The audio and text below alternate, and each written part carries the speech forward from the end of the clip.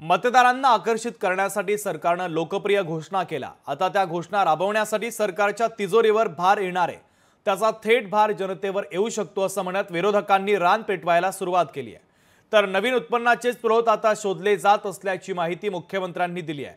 याचा आढावा घेणारा हा खास रिपोर्ट पाहूयात।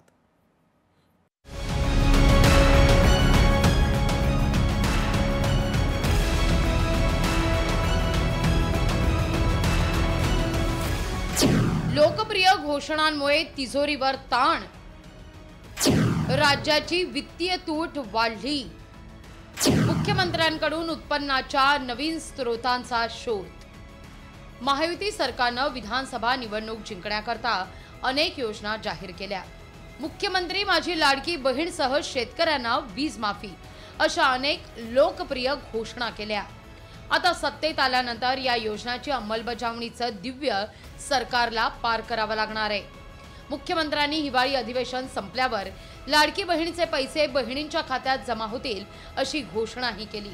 पण निवडणुकीपूर्वीच विविध सवलतींची खैरात करणाऱ्या महायुती सरकारला वित्त विभागानं सावध केलं होतं।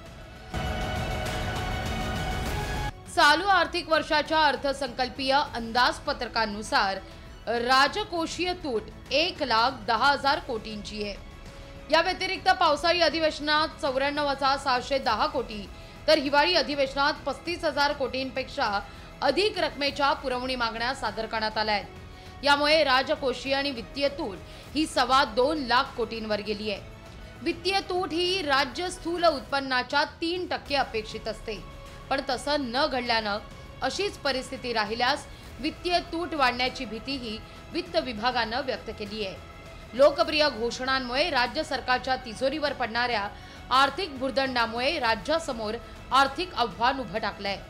त्यामुळे राज्याला उत्पन्नाचे नवे स्रोत शोधण्याची गरज आहे। मूल्यवर्धित कर सुधारणा विधेयक मांडताना फडणवीस यांनी राज्यापुढील आर्थिक आव्हानांचाही वेध घेतलाय। नवे कर लावण्यापेक्षा कर चोरी पकडण्यावर राज्याचा भर जास्त आहे। कर चोरी थांबवण्यासाठी AI तंत्रज्ञानाचा वापर करणाऱ्यांपैकी महाराष्ट्र हे देशातलं पहिलं राज्य आहे।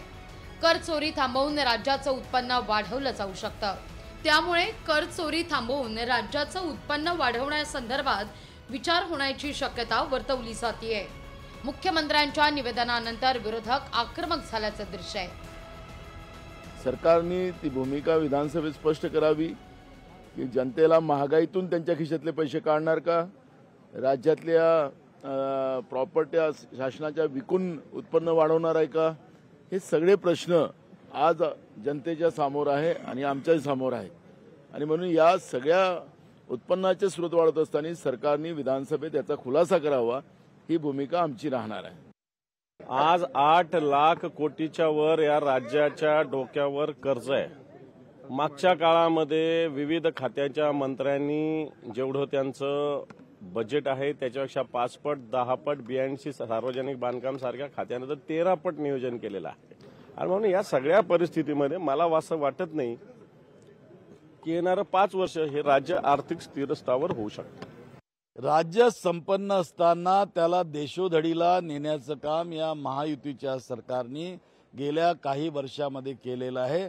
त्याचेच परिणाम आज आहेत की त्यांना अशा प्रकारचा कार्यक्रम राबवण्याची वेळ आलेली आहे।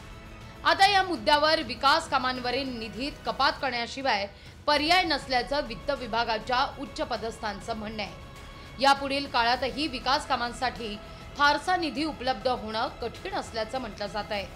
तेव्हा वित्तीय तूट कमी करण्यासाठी राज्य सरकार आगामी काळात लोकप्रिय योजनांना कात्री लावतं की विकास कामांच्या निधीत हे पाहणं महत्त्वाचं आहे। ब्युरो रिपोर्ट, लोकशाही मराठी, नागपूर।